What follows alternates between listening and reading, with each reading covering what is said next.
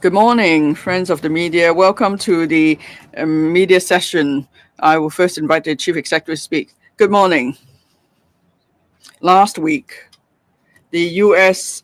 announced the imposition of the so-called reciprocal tariffs on many trading partners. For Hong Kong products, there will be 34% of tariffs.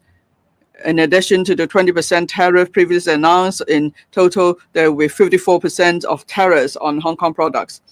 The USA is no longer upholding free trade. It indiscriminately destroys the rule-based World Trade System. It's barbaric and bullying and unreasonable. And then it's imposing tariffs and that affects various countries and regions. And the tariff covers a huge range of products. So it's this totally disrupts the trading order in the world. It brings about immense risks and uncertainties to the world. So that destroys the global trade, industrial chain and supply chain. In particular, for small and medium-sized businesses and e-commerce operators, there are serious impact. The supply chain around the world is disrupted. Manufacturing costs go up, so there will be domino effect, and that will affect the confidence of international investors and traders. That could lead to shrinking of trading volume, and then manufacturing cost increase will lead to the risk of inflation, and that will add to the risk of a global recession. In the long run, there will be the risk of free trade becoming regionalized, and then there could be more trade barriers. Hong Kong will face these various global risks. Hong Kong, of course, is also an externally oriented international free trade port. So we will face pressure on entrepot and trading businesses. And then for SMEs and cross-boundary e-commerce operators will be affected inevitably in the short term. There is analysis that US-China trade volume will drop substantially by 20%. In 2024, export to US accounted only for 0.1% of total export in Hong Kong in 2024. And then in 2018, US export to Hong Kong accounted for import to Hong Kong accounted for 8.6%, and now shrunk to 6.5%. As for export to ASEAN countries, it's increased from 7.4% to 8.7%. In 2019, ASEAN countries became the second largest export market for Hong Kong, surpassing the USA. The Hong Kong government has always formulated policies to consolidate advantages and seize upon opportunities. And then our policy proves to be right. Now, with the U.S. indiscriminately imposing tariffs, the SL government will be working hard on 7 fronts. First of all, we will seize upon the opportunities of national development. We will actively integrate into national development. Our country is our biggest opportunity. It is also the greatest certainty for us. The country is the world's second largest economy and consumer market.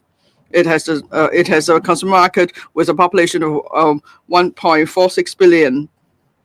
So we being close to our country will be the first to benefit from such advantages. So we must seize upon the immense opportunities presented by our country's market. We can take the Greater Bay Area as an example. Now, GBA has a population of 87 million people. So the GDP per capita is $40,000. So we must seize upon the opportunities presented by the immense domestic demands in the national market and actively promote our products and bring them into these markets. And then with CEPA, we enjoy various preferential treatment. We will bring more overseas enterprises come to Hong Kong, and then they can make use of the CEPA preferential treatment to enter the mainland market. We can help global investors to seize upon the opportunities brought about by the rise in the East. And that will help to stimulate our economy too. As at the end of last year, CEPA products brought into the country under CEPA amounted to 10.2 billion yuan. And then we must promote further regional collaboration. Now, within a region, there are various trade agreements that's nothing to do with U.S. tariffs. So we could further expand such collaboration to offset the impact of U.S. tariffs. For ASEAN, the Middle East, and other Belt and Road countries, we could further promote trade with them. And then we'll sign more free trade agreements with more countries and regions. We have FTAs covering 21 economies, and we have investment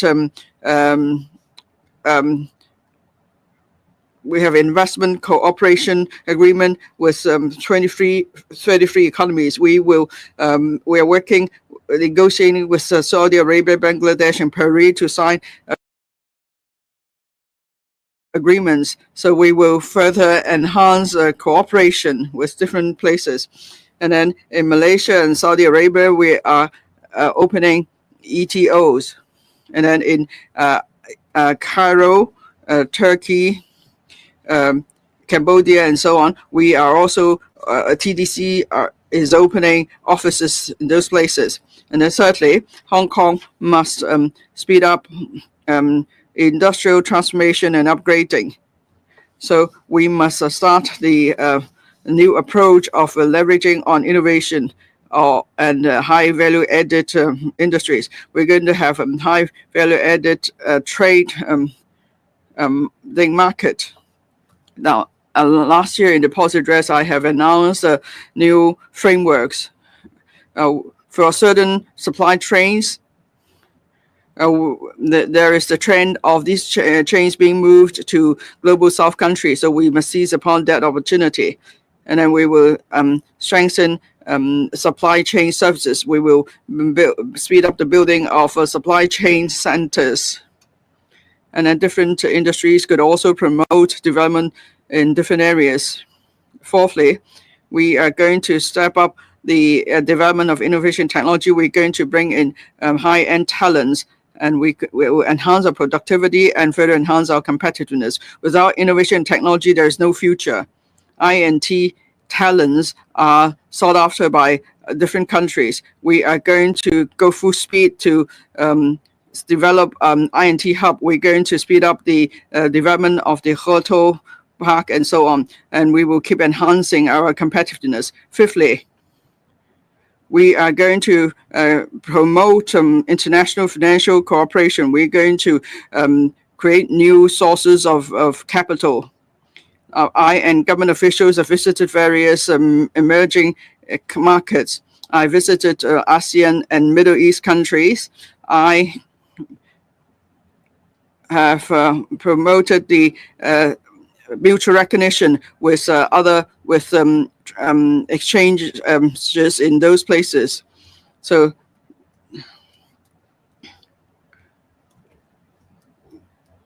last year in Saudi Arabia, there are 2 ETFs listed in Saudi there, covering Hong Kong stocks. And one covers financial products in Hong Kong that shows financial products in Hong Kong have much room for development in emerging markets. Sixthly, different countries are trying to spread their risk in different places. So we must seize upon the opportunity to bring more capital to Hong Kong. And Hong Kong is the freest economy in the world. Under the one country, two systems, we can provide a secure and stable investment environment. And then we are connected to the mainland, which is a huge market. That is an advantage we have. So in terms of risk aversion, we have an irreplaceable advantage. And then there is also room for development of risk management. Therefore, seventhly, we will continue to provide support to the industry and trade so they could face the challenge. The Hong Kong Monetary Authority will coordinate with the banking sector to provide cash flow to meet the cash flow demands of businesses.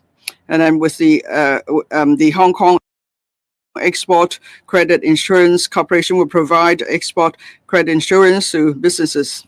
And then with the BUD Fund, we could further promote Hong Kong brands and also help with transformation and upgrading. And then we also have a subsidy scheme to help businesses to speed up digital transformation. And then there is a need to better manage risks by providing market information. Now, Hong Kong has the advantage of one country, two systems. We're also connected to the world and mainland. And then free trade is our competitive edge. It is the very key of our success. So we will continue to keep our free trade policy. We will ensure the free flow of goods, capital, information, and people. And so people can come and invest in Hong Kong and seize upon the opportunities presented by Hong Kong and the country. Hong Kong has been through various storms. Every time we are able to emerge stronger from these storms. So we must leverage our advantages as well as the advantages under the one country, two systems. We must seize upon the immense opportunities arising from national development. We must further promote regional cooperation. We must seek and embrace changes. Now, Hong Kong people are agile and we have perseverance and definitely will overcome the challenges. Thank you. We now open the floor for questions. If you'd like to ask questions, please raise your hands. Please identify the organizations you represent. Please limit yourself to not more than 2 questions. The lady over there. Good morning. I'm from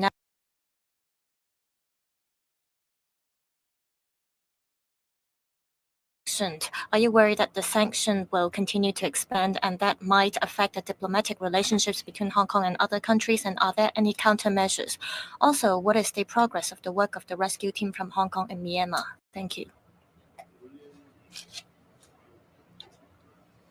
Concerning the bullying tactics of the U.S.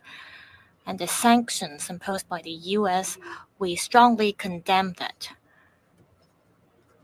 This despicable act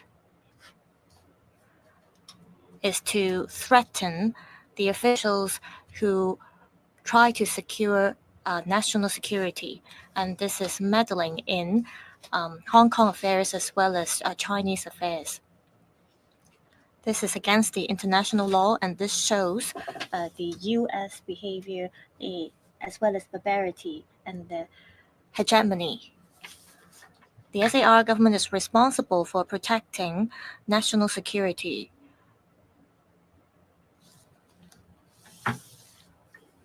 We are responsible for pursuing the responsibility of those who have endangered national security, but the U.S. smears us as we try to deal with the matter in accordance with the law by combating those who threaten national security. The SAR government will, without fear, discharge our responsibility and perform our mission and continue to protect national security. We will protect the legitimate interests of all our officials. These sanctions will only make us more determined. Now, in relation to the rescue team in Myanmar,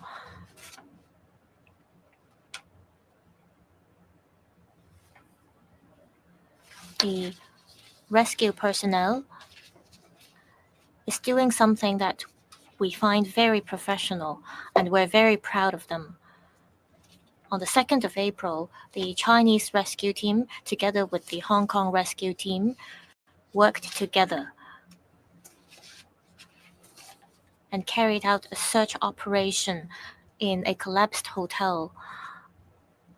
They rescued a 52-year-old man from Myanmar who had been trapped for over 150 hours. I very much support the rescue work of the SAR team. Over the past week, the rescue team faced many challenges. This includes the large-scale collapse of buildings in the earthquake-stricken region, and also traffic was disrupted. There was no telecommunication services. It was very hot, and on the streets there were lots of refugees, and there were also mosquito problems. However, the rescue team, with their team spirit, they raced against time and they displayed their professionalism. They also attended to patients in Myanmar. Every day, the SAR government had video conferences with the rescue team. We look forward to the rescue team returning to Hong Kong safe and sound so that they could reunite with their family members. In terms of supplies, we have provided over 20 metric tons of supplies. I believe that as time passes, the rescue team will continue to face different challenges. There will be fewer and fewer successes. We will continue to review the progress of the work of the relief team to decide when they should return to Hong Kong. We'll take the second question, the lady over there. Questions from South China Morning Post. Is there any concrete measures the government would do to help local business affected by tariffs, and how would the tariff, in your perception, how would the tariff attack Hong Kong's unemployment? Local companies respond to Beijing's criticism, and would the antitrust probe and the possible failed deal affect people's perception that companies in Hong Kong must ultimately answer to Beijing? Last week, the U.S. announced the imposition of so-called reciprocal tariff on trading partners around the world, including an additional 34% tariff on Hong Kong products. Together with the 20% tariff announced earlier, the total tariff imposed on Hong Kong products is up to 54%. The U.S. no longer adheres to free trade, arbitrarily undermining the internationally established rules of world trade, and its ruthless behavior damages global and multilateral trade. The reckless imposition of tariffs affects many countries and regions around the world, with huge tax rate increases and covering a wide range of goods, disrupting the world economic and trade order, bringing great risks and uncertainties to the world. In response to U.S. imposition of tariffs, the governments will strengthen strategy in 7 areas. First, we shall fully seize the opportunities in our country, China's development, and actively integrate international development. China is the world's 2nd largest economy and 2nd largest consumer goods market, with a domestic market of 1.4 billion people. Hong Kong will take full advantage of CEPA to attract more foreign companies to set up operations to capitalize the benefits of one country, two systems. As of the end of last year, the accumulated tariff concessions on goods under CIPAS exceeded renminbi 10.2 billion. Second, we shall strengthen international exchanges and deepen regional ties and cooperation. We shall sign more free trade agreements with countries and economies. Today, Hong Kong's FTA is already covering 20 economies.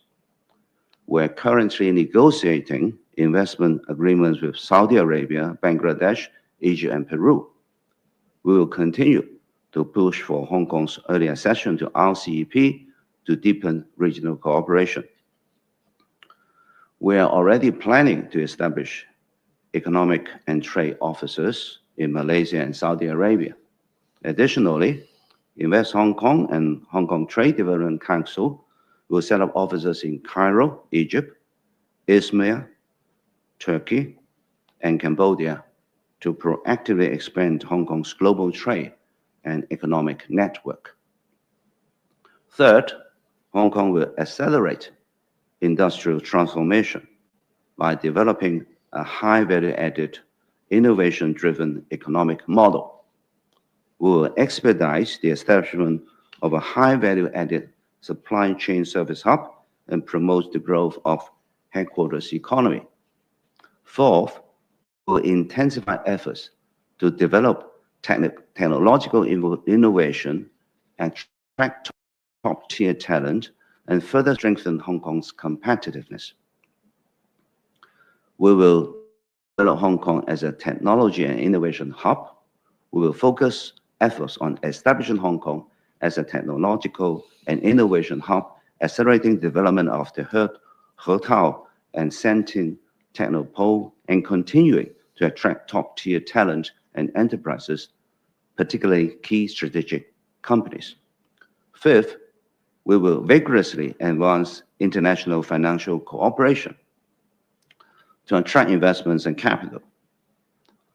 I, along with government officials, have conducted multiple visits to emerging markets to forge new partnerships. Notably, we engaged with ASEAN and Middle East countries to establish mutual recognition with their stock markets. Six, we will seize the world's major trend of geographical diversification, proactively attracting foreign companies and capital to establish in Hong Kong, because Hong Kong can provide security and stability to investors and enterprises under one country, two systems. Seventh, we will continue to provide various supports to help Hong Kong enterprises to cope with the impact of tariffs and external challenges, including capital flow assistance, export credit insurance measures, supporting Hong Kong enterprises in brand development, upgrading, exploring new markets through the BUD Special Fund, etc. Thank you. In respect to your question about the Hutchison's deal to sell some ports, I have earlier made 3 points, and they remained valid, clear, and explicit. I repeat them. First, there have been extensive discussions in society about the issue, and this reflects society's concern over the matter. These concerns deserve serious attention. Second, the Hong Kong SAR government urges foreign governments provide a fair and just environment for enterprises, including enterprises from Hong Kong.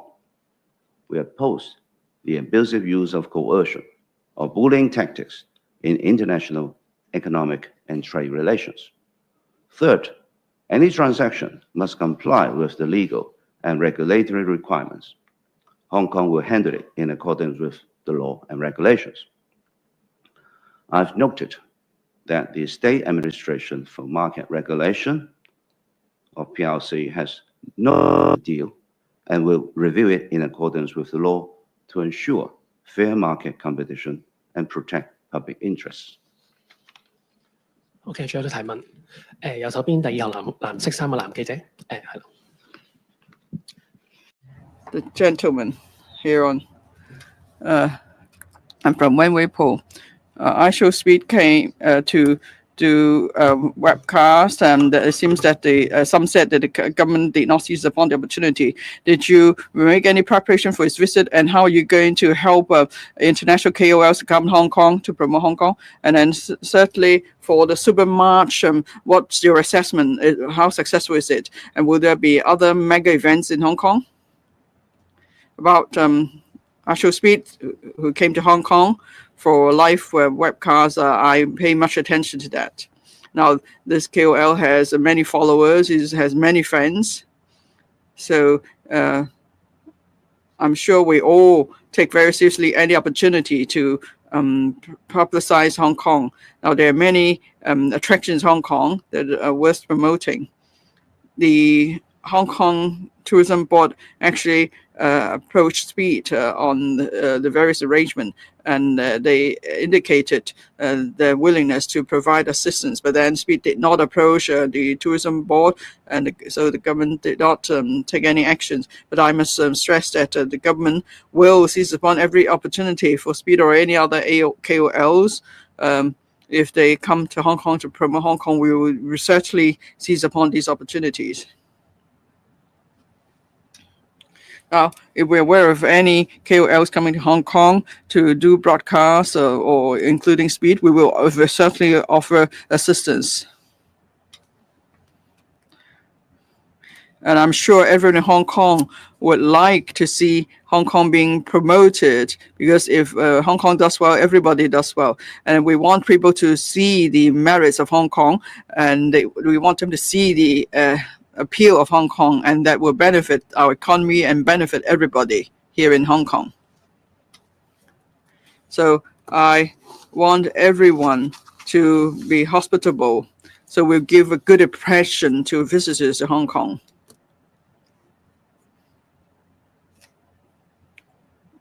Now, there are different trades in a community. They could offer opportunities too to KOLs in promoting Hong Kong. I see there are hotels, restaurants, public transport operators, which provide Speed and other KOLs assistance in their broadcasting. So if anyone wants to promote Hong Kong, please do our best to help them, because Hong Kong is our home, and the government will also proactively approach KOLs and provide any feasible assistance to KOLs who want to come to Hong Kong, promote Hong Kong. And the same goes to any teams that want to promote Hong Kong. So Hong Kong people must remain hospitable, so visitors feel welcome here. And if different sectors are in a position to offer assistance, they should be proactive. Say in terms of accommodation, transportation, dining experience, and so on. We want people to have a good experience in Hong Kong. So the government will continue to work hard too on this front. In March, we organized various unprecedented mega events. So Super March was a huge success. I can quote a few examples, in particular in bringing in visitors. Now, the Art Central attracted 25% of the visitors here. To the Hong Kong Sevens,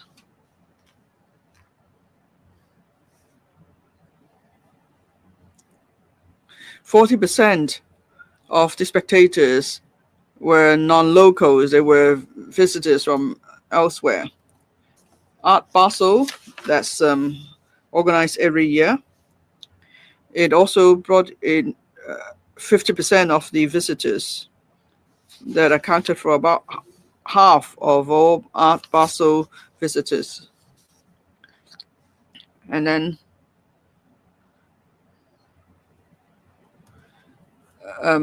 different trades reported that there were 15 to 30% of extra business revenue, and we're very much encouraged about that.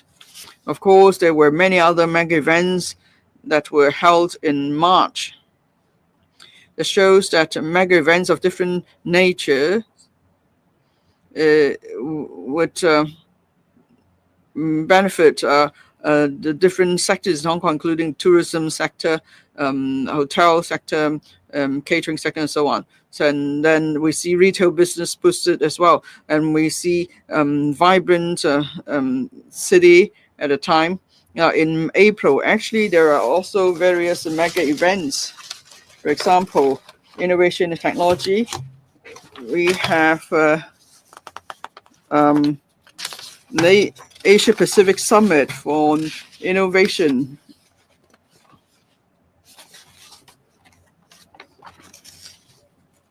It's actually the Hong Kong Web.